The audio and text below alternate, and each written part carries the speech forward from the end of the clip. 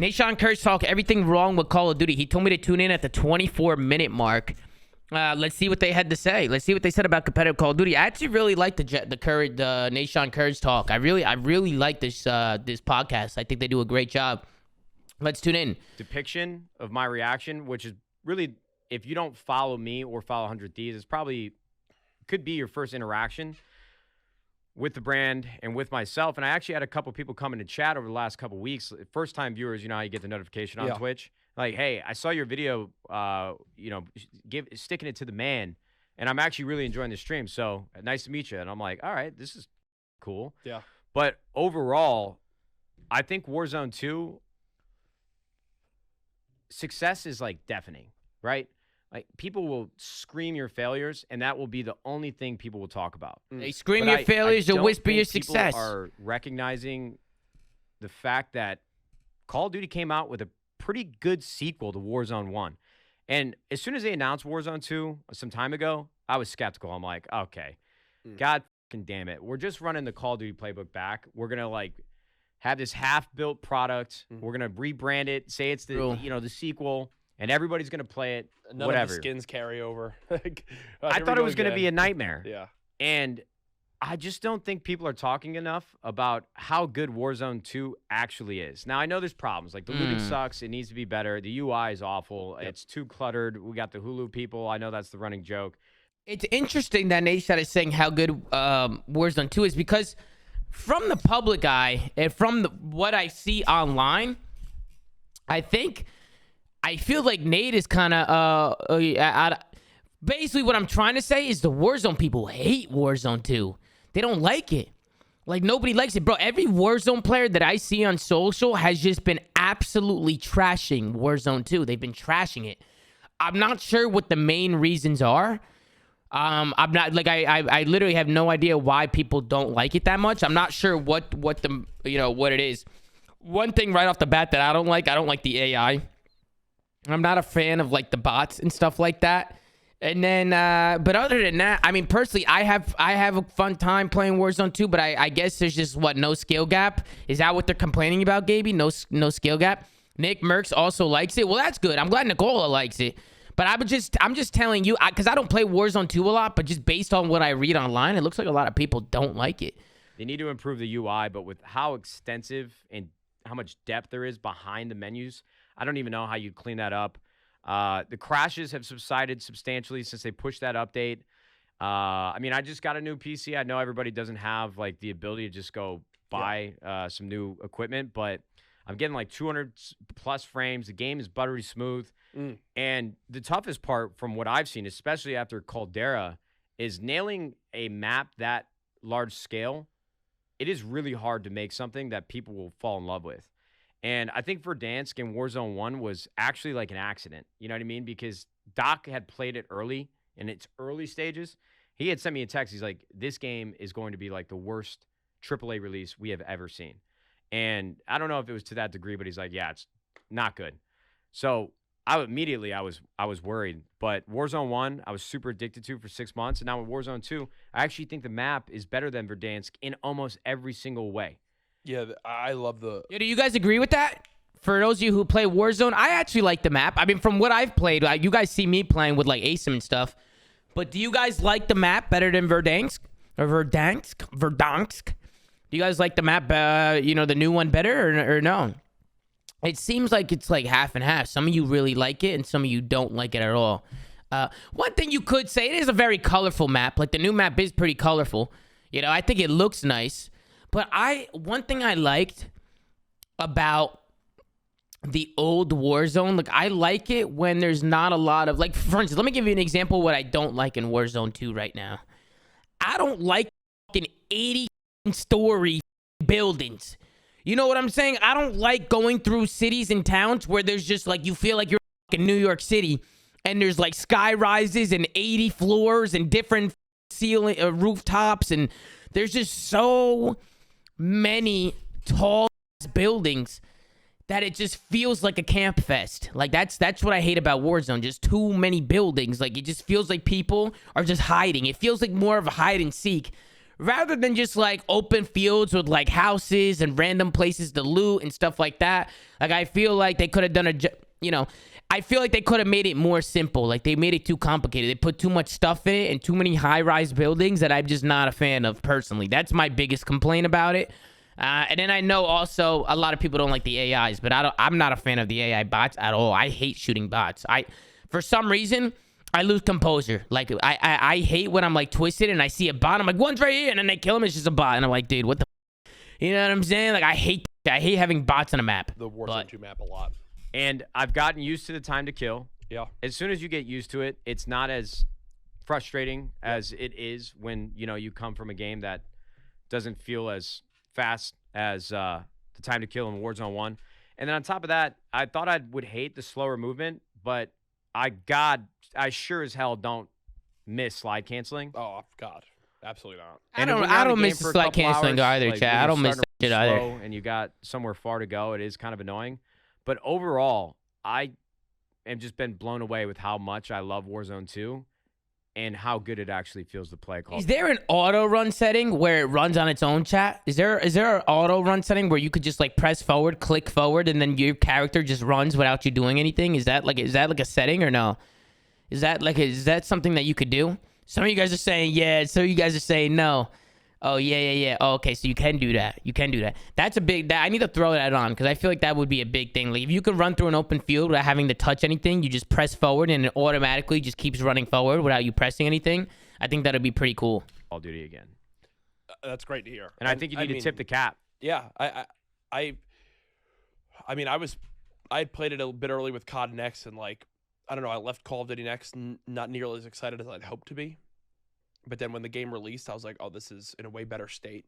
So I agree with a lot of your sentiments. And honestly, I think I would be grinding it every day still if I just didn't have that big break with going home for Thanksgiving, wanted to spend a lot of time with family. Then I got back, was sick. And then now the new Fortnite chapters come out.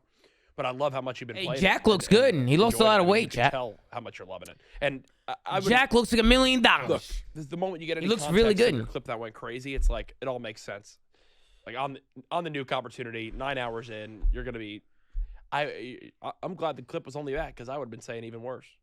Yeah, it was tough. I was annoyed that people thought I was backtracking with my tweets, but I'm like, listen, when you get older, and I've been in front of the public for a long time, and I say this a lot, drama feeds the machine. Yeah. If you want to grow exponentially, if you're already in a place of recognition, yep.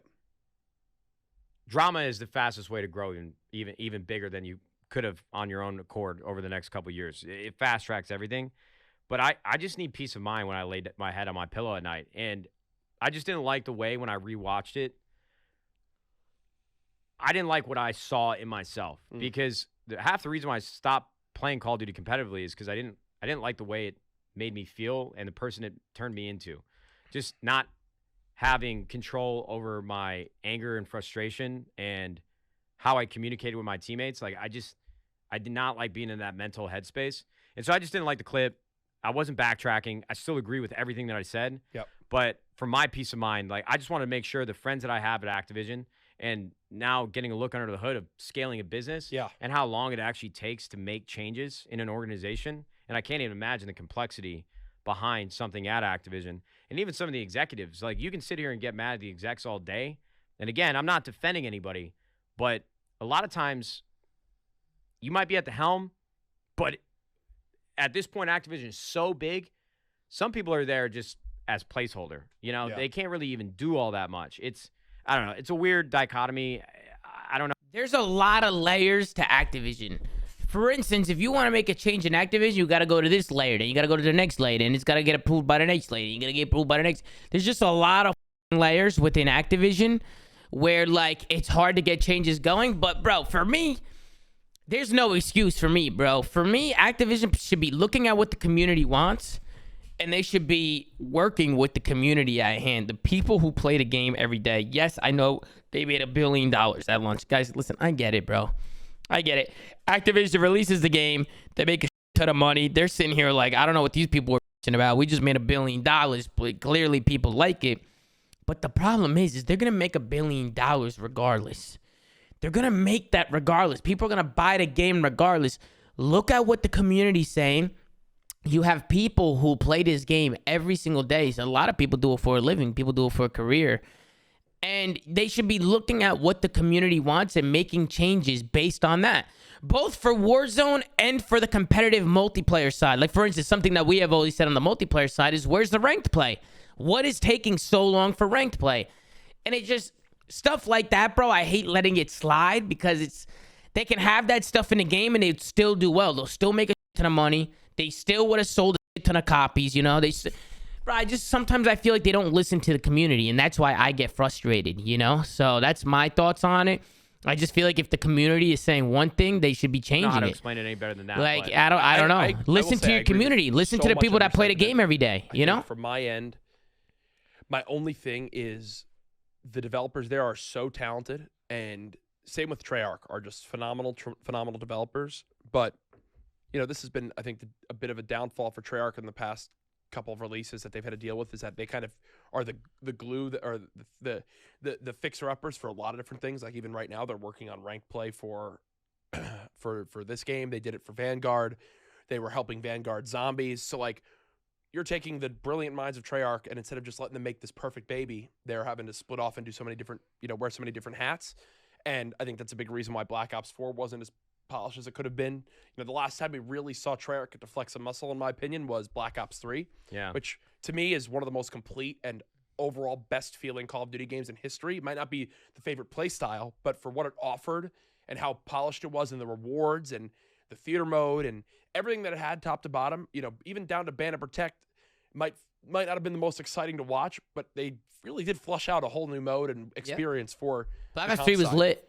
That my only thing that frustrates me a bit is that I know how talented these developers are, but there's so much that is being offered, especially released in a 2-week window. Regardless of what you guys think of AW and Black Ops 3, I feel like those two games go hand in hand. Those two games are really, really good, bro. They did a good job on both those games. AW and Black Ops 3, I think were really, really good games. And I would just rather some of the like I would rather DMZ mode get all the love it deserves and release it at the end of year 1 of the 2-year cycle, and really give DMZ a full year of that polish. And instead of building all that out, perfect Warzone 2 on its release. Yeah, I wholeheartedly agree with you. I honestly, as shitty as it might sound, I've always sort of hoped that there would be a string of years where Call of Duty just flops, just fails. Because I think if they really recentered themselves and refocused and compartmentalized like their intention, they would come out the other end with one of the best products if they did it right and executed properly. One of the best games you'll ever play. There's a reason why people are still playing Call of Duty. I mean, to this day, it's been the biggest release, especially for year. Consoles. It's the smoothest, the best fluidity, best camera control. Everything about the game is just like nobody's been able to capture that magic. Look how big Call of Duty is, that even now with this acquisition that Microsoft is going for with Activision Blizzard, that like all PlayStation's talking about is Call of Duty. Yeah, like, it's that big of a game. And FTC just blocked it. Yeah. It's like, no, we can't let that happen. But to the rank play, and it's really big now, but imagine how big Call of Duty would be if they had a rank system, both in Warzone and in multiplayer. Bro, imagine if Warzone had a ranked like Apex did, right? Like a Battle Royale ranked system where like you can actually play at a high level and play people your own skill level, you know, like a ranked system, you know, like fucking bronze, silver, gold, platinum, diamond type. You know what I'm saying? Like, actually have like a rank system would be sick. If they did that from the release, they would have still sold they would have still sold as many copies as they sold. People would have bought it regardless. And it's just going to keep people engaged, man. People are always going to want to go to that next level, that next ranked. People are always going to want to just try and be the best. You know, you see Apex do it. You see Valorant do it. You see all these people have these rank systems. That is the one thing that Call of Duty needs, man. Like, they shy away from a competitive ranked playlist, but I feel like that's where that's the direction they should be going into, because casuals are going to play that anyway. They're going to play that regardless. Casuals are always going to play the game regardless as to what's going on, but you should cater to the people who play the game on a daily basis. You should cater to the people that play the game every single day. If COD was dropped with a multiplayer ranked play in a Warzone ranked, it would be unbelievable. People would love it, bro. They would love that. And I just don't understand why it hasn't been done yet. I don't understand why they're shying away from doing something like that. That's where I just don't understand what's the holdup. Why don't they want to take Call of Duty to the next level? Add a shop. They already have a shop, but it would be cool if they did a shop where like every, 24 hours they release new items, kind of like how Valorant does it, and do stuff like that. Make animated camos. In Black Ops 3, we had animated camos for our guns. We took steps back with the camos. We don't even see stuff like that anymore. So just trying to elevate and taking it to the next level. I understand they make a lot of money, but I feel like they're going to make the money regardless. They can make the money and cater to the competitive side. It just doesn't make any sense to me. I completely agree with you about Treyarch. Like, they have to split their time, and maybe they're being forced to do things that they might not necessarily agree with. I don't know the entire story and the politics that are probably involved, but I'm just tired of hearing that side of the argument with Treyarch completely eliminated from this equation. It's like, what the fuck are we still working on? What do you mean? Oh, they've been spending the last year trying to help them bring ranked play back to Call of Duty. Like, this is something that you should only have to do once and do it right. Yeah. Spend 2-3 years making a comprehensive rank play system that can be universally integrated to every Call of Duty, no matter the studio, what year it is. Yep. It should not be that difficult. And I'm not marginalizing like the body of work that it probably takes to get something to that point. But I mean, it would just, I don't think there's a world where you can look at the success of Valorant and see what ranked can do for even just down to the competitive, to game changers, to how much people are into it, to like, it's just so crazy how it's right there and would help with the longevity of it all. And, we could talk about this all day, and we've done it many times. You really could talk about it all day. Just imagine what people are celebrating the CDL right now with how well it started. Yeah. Really. I mean, what a great start for the Call of Duty League in regards to viewership and hype for this year. I love what I'm seeing. Okay, let me just add on to that. The viewership was great, but they also had drops. So I feel like a lot of people were in there for the drops, and it's new, it's fresh. In the beginning of the year, the viewership is always going to be top of the line, all the way at the top. And then as the year goes on, sometimes you see the viewership go down a little bit, right? Like you see the viewership kind of even out. Regardless, I do think the viewership has been great. Like, I think the viewership is good, but you got to also remember that we have drops and we have other stuff, And I do think the CDL started good, but the game isn't good on a competitive standpoint. The spawns aren't good. The maps aren't good. It's not the best competitive, most fundamentally sound game. Like, there needs to be a lot of work. We have a lot of viewership. The CDL's getting to a good start, but that's what a game catered to casuals. Imagine if the game was catered to competitive players. If the game was steered more towards the competitive direction, you would still have the casual fan base. You'd still have it. Started the season up. It could be a lot better than what it is. From a lot better. Where it could be. Oh man, dude! Imagine if the game launched with an awesome ranked mode, and how many more people would be interested. It would be insane. I agree with Jack, but people got to realize how big this thing is. Agreed. It's funny. I think I can sit here and talk about like the back end, behind closed doors aspects of Call of Duty every episode. I know we're probably repeating ourselves in previous from this year, but I really do love the conversation. And it's tough to probably discern emotion from passion sometimes because, they're so easily intertwined and always probably intertwined. But the fact that Call of Duty still has people like us and the entire community, really, you only will talk shit about something for the most part if you actually care about it. Oh. And so the game just has just an unbelievable following. And when I was talking about I hope it would fail, because I really do think if they were to go bare bones back to basics and change the entire interaction and engagement with how you consume Call of Duty and had rank play and competitive systems as the first class experience, when you log on to the game, you're pushed to ranked. And if you want to go play unrated, go play unrated. But we're going to damn sure with our menu system and the UI going to direct you to rank play. I think the game would be even bigger than it is. But at the same time, is the last thing I'll say, I think we might be wrong about that too. Because, I mean, look at what they did with Call of Duty this year, Warzone 2 and Modern Warfare 2. They have removed pretty much any way that you could have an advantage over somebody else. Yeah. Besides taking the right positioning or having the right loadout for Warzone, but the slide canceling, dead silence really doesn't work all that well in multiplayer. Agreed. You know, I feel like everybody's walking around in bubble wrap, just making the game easier for everybody. Yeah. But look at the success.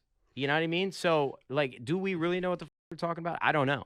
I think my last thing I'll say on this is I would love to see what the community would say if they took everything that was being released in season 1 and instead of having developed on that, they just said this whole season is just going to be polishing and just making the game the perfect state. Like they're releasing raids in 4 days.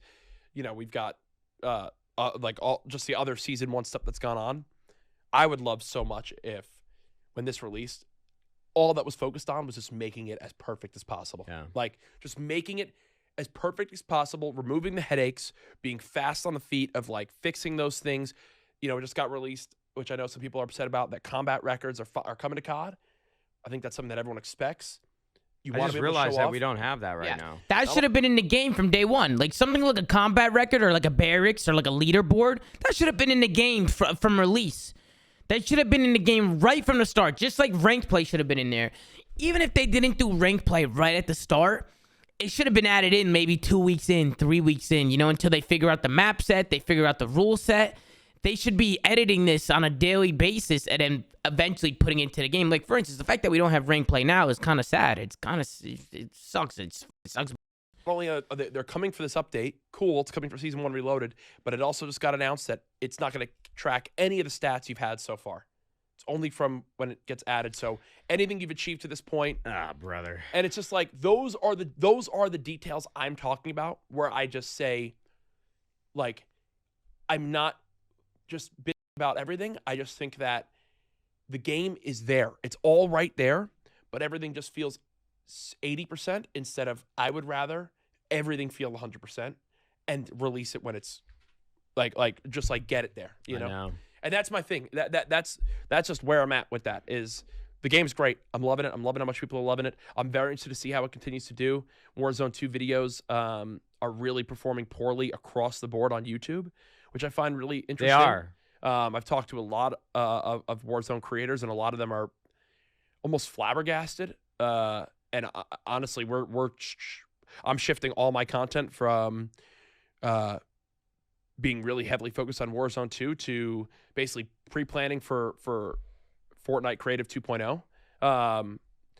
But yeah, I'm interested to see where it goes. Well, you know what's Live streams are doing well though. Yeah, but live streams are doing well. I mean, I'm making it my goal when we get back from this weekend in Vegas for the Game Awards or Esports Awards. I was out for like 2.5 weeks in November, and I was still in like the top 15 most watched streamers on Twitch for Warzone, and I really want to be top 5 for December. So I'm going to be grinding, but I think it's what's impacted Warzone 2, and we're gonna end the episode here in about 5 minutes because I gotta run. But I genuinely believe the way that people are interacting with videos on YouTube, especially for Call of Duty, is just changed so significantly because of social media and TikTok more specifically. You know, a lot of success that I saw people like Swag have, and you know this better than I do, especially on YouTube because I haven't been in the mix. But a lot of videos are, you know, we're always clickbaited around like this class setup is absolutely crazy. Gate breaks the game, yada, yada, yada. And now everybody is just tweeting their tuning, doing a quick TikTok, and that's really all you need. And then you're jumping back in and playing with this class that took you 15 seconds to watch. And so, I don't know. I think it's got to be more of a comedic approach to Warzone 2 instead of like a objective, like I'm going to help you get better approach. Yeah, I think that's absolutely true. I think also back then, the viewership on Warzone videos was also a bit more encapsulated, and you know, it's come back a bit with Warzone 2, but back then it was the true global phenomenon of the start of the pandemic. And like even now when you see videos of like nostalgia for Warzone 1 and Verdansk, it's like I would do anything to go back when I had no responsibilities in this. And I think that while Warzone is crushing, I experienced this firsthand with Fortnite, the feeling of a game going from a global phenomenon that everyone's focused on to the game peeling back to more of the dedicated players. And I do think that even now with Warzone 2, even just a month in or whatever it is, we're already starting to see the game shift a bit more towards just the dedicated players are left, and the global phenomenon side is not as impactful as it was. It with always Warzone happens. 1's release. That's why it's important to release a game that caters to the people who play the game every day. That's why it's important. That's why you cater the game towards the competitive sides, towards people who do it every single day. Because if you can keep those people going all year long, those casual players are always going to be there just playing for fun. They're always going to be there just having a good time. And sitting back, feet kicked up, brewski, potato chips, how you doing? Having a good fucking time, come home from work or whatever, you know? And that's when you get the people just casually playing. But those guys, they're always going to be there. They're not going to leave. Which is They're not what going brought anywhere. everyone back to Call